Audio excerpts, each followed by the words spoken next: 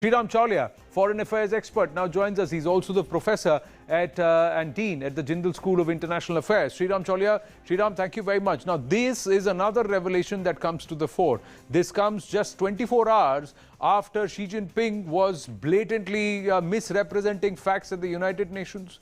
After about 24 hours that Donald Trump called out China's bluff and said that you are to blame for what the entire world is now suffering, that is the Wuhan virus.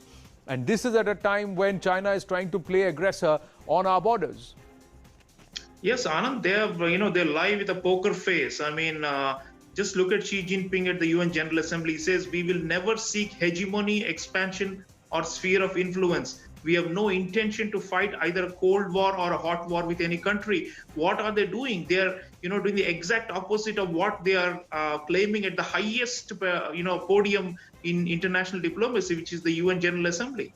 So this just shows what kind of a state China is.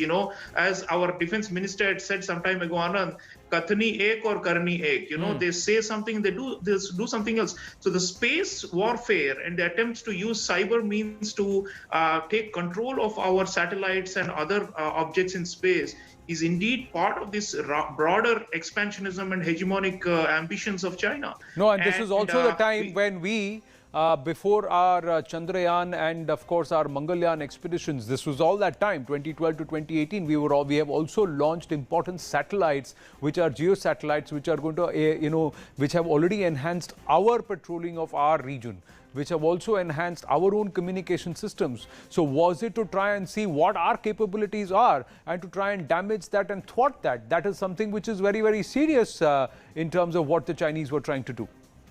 Yes, Anand, the Chinese are very jealous of their domination and they want to preserve their monopoly over power in Asia. They don't want another power to come up to their level and to equal them or to surpass them.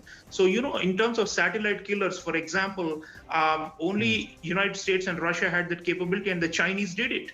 And then when India did it, we only were the fourth to do it. And so therefore, they felt like a sense of competition that, slowly we are inching up to their level. It's the same with the border infrastructure that we are building at LAC. It's the same with our satellite prowess. It's the same with our maritime capabilities. At every level, they tend to think in terms of nobody should be able to rival me. They want a monopoly or what you call a unipolar Asia.